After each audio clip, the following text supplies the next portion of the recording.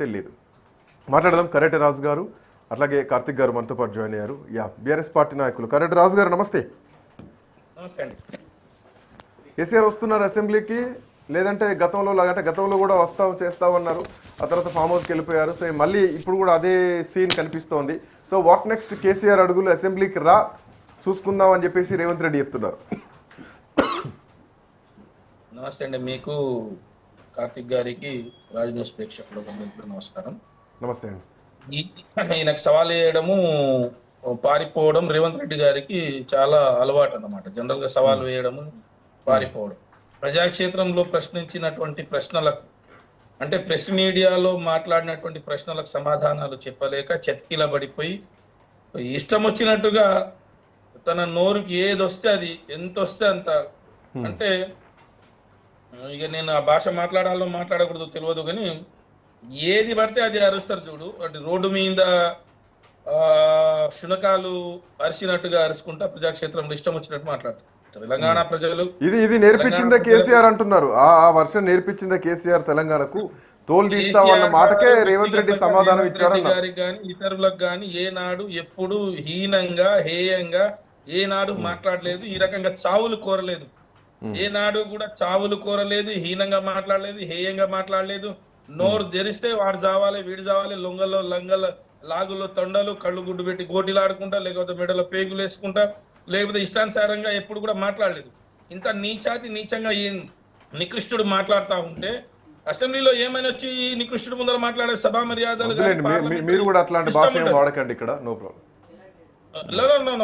Parliamentary system ఉంటది, parliamentary భాష మాట్లాడాలి.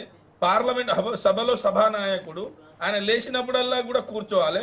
నేనేమంటున్నానంటే రేవంత్ రెడ్డి గారికి ఒక సూచన చేస్తా ఉన్నా. కేసీఆర్ గారు రావడానికి సిద్ధం. ఆయన కేసీఆర్ గారికి నచ్చజెప్పి మా పార్టీ శ్రేణులందరం కూడా నచ్చజెప్పి తీసుకొస్తాం. మీరు ఇప్పటికైనా సిగ్గుచరం తెచ్చుకొని కేసీఆర్ గారు మీ పైన మాట్లాడినటువంటి భాష నేను ఇక మాట్లాడనని రాసి ఒక లేఖ రాయమని చెప్పండి, రాత రాయమని చెప్పండి. కేసీఆర్ గారు నిన్న మీ మీద మాట్లాడినటువంటి చావు భాషలు కానీ చావు మాటలు కానీ, మీ మీద వ్యక్తిగతంగా దాడి కానీ, అన్పార్లమెంటరీ లాంగ్వేజ్ మాట్లాడినటువంటి మాటలు పూర్తిగా నేను క్షమాపణ చెప్తున్నా. ఇగో ఈ లేఖ ద్వారా తెలియజేస్తున్నా. మన పాలమూరు ప్రాంతానికి కానీ తెలంగాణ ప్రాంతానికి కానీ బాగు జరిగే విధంగా మీ సూచనలు సలహాలు ఇవ్వండి, మీరు రండి అని చెప్పేసి ఒక లేఖ రాయమని చెప్పండి. ఊరికే ఏదో ఈ అడ్డం దిడ్డం మాట్లాడి ఇష్టం వచ్చినట్టు మాట్లాడి ఏదో చిల్లర మాటలు మాట్లాడి ఇప్పుడు ప్రజలకు ప్రజాక్షేత్రంలో ప్రజల చేత ఎన్నుకున్నటువంటి సర్పంచుల దగ్గరకు పోయి నువ్వు ఏం మాట్లాడతారండి? చావు కోరుకుంటారా? ఏం చిల్లర మాటలండి? ఎక్కడ నోరు తెరిస్తే చిల్లర మాటలు. ఈయన దగ్గర పోయి మాట్లాడతారా ఈ చిల్లర కాదోటి? మీరు మాట్లాడిన కేసీఆర్ మాట్లాడేటి అబద్ధాలు అసలు తట్టెడు మట్టి కూడా తీయలేదని చెప్తున్నటువంటి మాటల్లో వాస్తవం లేదు. ప్రజల్ని తప్పుదో పట్టించేటువంటి ప్రయత్నం చేస్తూ తెలంగాణ సెంటిమెంట్ను రేకెత్తించే ప్రయత్నం చేస్తున్నారు కేసీఆర్. దాంట్లో ఇప్పటికే 700 కోట్ల వరకు కూడా నిధులు ఖర్చు పెట్టి మేము పనులు చేస్తున్నాం, ఆ పనులు కూడా ఖచ్చితంగా పూర్తి చేస్తామని ప్రభుత్వం మాట్లాడుతుంది. జరిగే పనులను వదిలేసి డిపిఆర్ రిటర్న్ వచ్చిందంటున్నారు. డిపిఆర్ ఆ రోజు బీఆర్ఎస్ పార్టీ హయాంలోనే ఆ డిపిఆర్ రిటర్న్ వస్తే మరి ఆ రోజు ఎందుకు మీరు మాట్లాడలేదు? మా ప్రభుత్వం మీద ఎందుకు ఆకాశం నింగి నేల ఏకం కావాలని మాట్లాడుతున్నారు? మరి మీరెందుకు యుద్ధం చేయలేదు? ఇప్పుడు ఎందుకు సెంటిమెంట్ రెచ్చగొడుతున్నారు అంటున్నారు. నేనేమంటున్నానంటే ఒకవేళ మీరు తట్టెడు మట్టి పోస్తే ఎక్కడ పోసిరో చూపియండి. మీరు ఎప్పుడు ఏ బడ్జెట్ అలొకేషన్ లో ఎప్పుడు ఏ ప్రాజెక్ట్ ఎంత బడ్జెట్ అలొకేషన్ చేసిరో చెప్పండి. మీరు ఏ బడ్జెట్ కి ఎక్కడ ఖర్చు పెట్టిరో చూపించండి. మీరు అడిగిన దానికి మీరు ఆంధ్రాకు మామన ఇంత మాత్రం ఆంధ్ర మొత్తం దోచి పెడతా అని చెప్పేసి చంద్రబాబు నాయుడు యొక్క పన్నాగాలను మొత్తం కూడా మీరు ఆయనకు కుటల నీతిని మొత్తం ఇక్కడ ప్రయత్నిస్తా, ఇక్కడ విష ప్రయోగం చేస్తానంటే ఇక్కడ తెలంగాణ సమాజం ఊరుకోదు. ఎందుకు? తెలంగాణ వాళ్ళకు తెలంగాణ ఉంటది. తెలంగాణ సెంటిమెంట్ ఏంటండి? తెలంగాణ వాళ్ళకు మనసు నిండా గుండె నిండా తెలంగాణ కొరకు ఉంటది. తెలంగాణ సెంటిమెంట్ అంటే ఆయనకు ఉండకపోవచ్చు తెలంగాణ గురించి.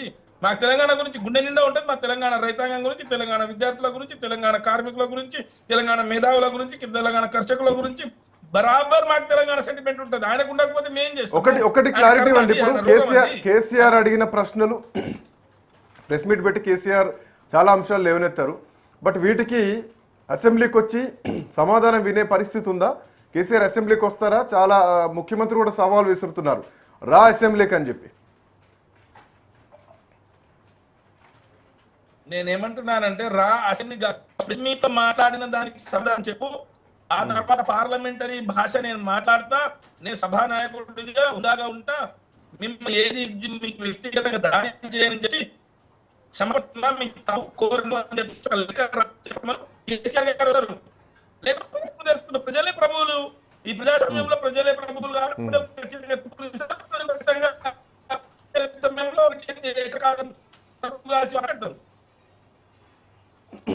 One second.